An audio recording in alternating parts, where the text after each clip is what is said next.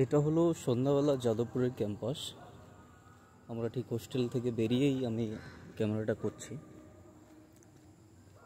তো আজ পর্যন্ত যাদবপুরে আমি যত বছর আছি তত বছর আমি হোস্টেল বন্ধ থাকতো, সমস্ত হোস্টেল, একমাত্র খোলা থাকতো রিসার্চ স্কলার হোস্টেল।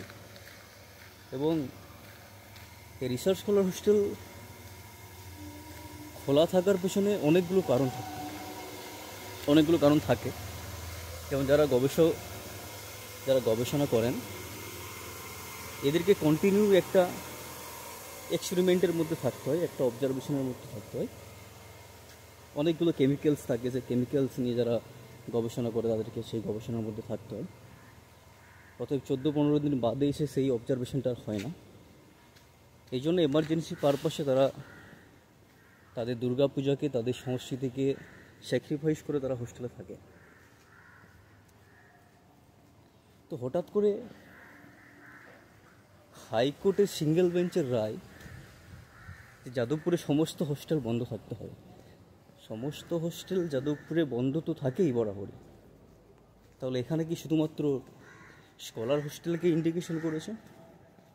এবং সেটা যারা এটা নিয়ে পিটিশন দায়ের করেছে আমার মনে হয় তারা ওয়াকিবল যে স্কলার হোস্টেল খোলা থাকে। তাহলে রিসার্চ স্কলার হোস্টেল যদি খোলা থাকে তাহলে সমস্যা কোথায়? আর কোর্টের সিঙ্গেল বেঞ্চ রায় এরকম হওয়া, মানে এরকম কীভাবে হয় সেটা আদৌ বোধগম্য নয়। যে কোর্টের সিঙ্গেল বেঞ্চের রায় কীভাবে এরকম হতে পারে যে হোস্টেল বন্ধ করে দিলে একটা অপরাধমূলক কর্মকাণ্ডগুলো যেগুলি হয়, ওই সামনে যেটা দেখা যাচ্ছে ওইটা হচ্ছে ওখানে পূজা প্যান্ডেল আছে, পূজা হয়, ওখানে দুর্গা ঠাকুরের প্রতিমা থাকে। তো হঠাৎ করে এরকম কেন মনে হচ্ছে যে হোস্টেল বন্ধ করলেই সমস্ত কিছু নিয়ন্ত্রণে আসবে?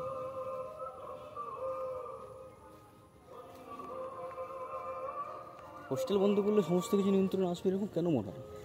এটা তো এরকমও হতে পারতো যে হোস্টেল বন্ধ না করে ক্যাম্পাসের সিকিউরিটিকে আরও বাড়িয়ে দেওয়া। এরকম তো আরও করতে পারতো যে হোস্টেলে যতগুলো সিকিউরিটি থাকে তার 5 গুণ সিকিউরিটি দেওয়া, 10 গুণ সিকিউরিটি দেওয়া। হোস্টেল বন্ধ করে দেওয়ার মানে অর্থটা কি সেটাই বুঝলাম না, যে কেন কি ভেবে হোস্টেলটাকে বন্ধ করতে হলো হঠাৎ করে। তো যারা আমরা রিসার্চ স্কলার, এত বড় ছুটিতে আমরা নিজের বাড়ি না গিয়ে আমরা এখানে কাজকর্মগুলো করে থাকি, আমাদের রিসার্চটাকে এগিয়ে নিয়ে থাকি। আমি তো বুঝলাম না তাদের অপরাধ কোথায়, তারা কী ধরনের রাজনীতির শিকার হচ্ছে সেটা আমরা বুঝলাম না।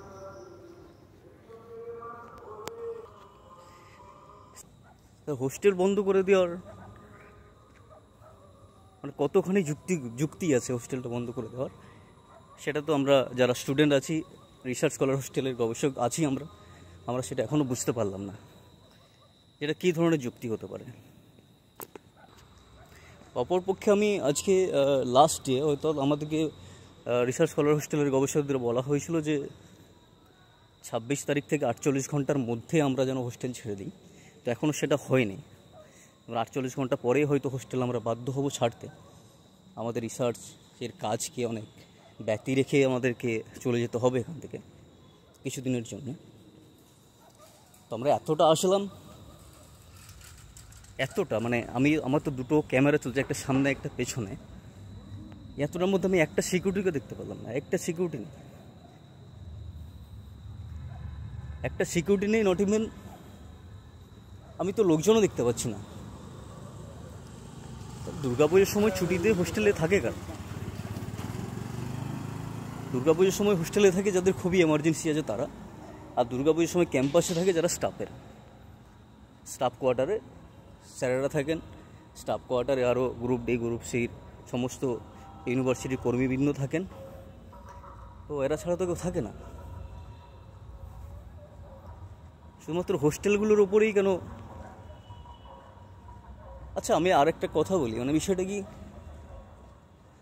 হাইকোর্ট কি আরও অন্যান্য ইউনিভার্সিটিতে যত মানে শুধুমাত্র এটা না যে যাদবপুরে এই ধরনের ঘটনা ঘটে, আরও রিসেন্ট দেখলে দেখা যাবে যে কলকাতা আইআইটিতে, খড়গপুর আইআইটিতে যেখানে 11 জন মারা গেছে লাস্ট ইয়ারে, 11 জন কোনো না কোনোভাবে অপরাধমূলক কার্যকর্ম থেকে শুরু করে সমস্ত কিছু কোনো না কোনোভাবে তারা 11 জন মারা গেছে। ওই হাইকোর্ট তো সেটা বলছে না যে ক্যাম্পাস যদি বন্ধ থাকে তাহলে আইআইটি খড়গপুরের মতো জায়গারও ক্যাম্পাস বন্ধ থাকবে। হঠাৎ করে কেন মনে হলো যে যাদবপুরের ক্যাম্পাসের সমস্ত হোস্টেল বন্ধ করে দেওয়া একমাত্র পথ? হোস্টেল না বন্ধ করে আপনি সিকিউরিটি দিতে পারতেন, হোস্টেল না বন্ধ করে আপনি আপনি পুলিশ ফাঁড়ি বসাতে পারেন, এখানে সিসিটিভি বসাতে পারেন।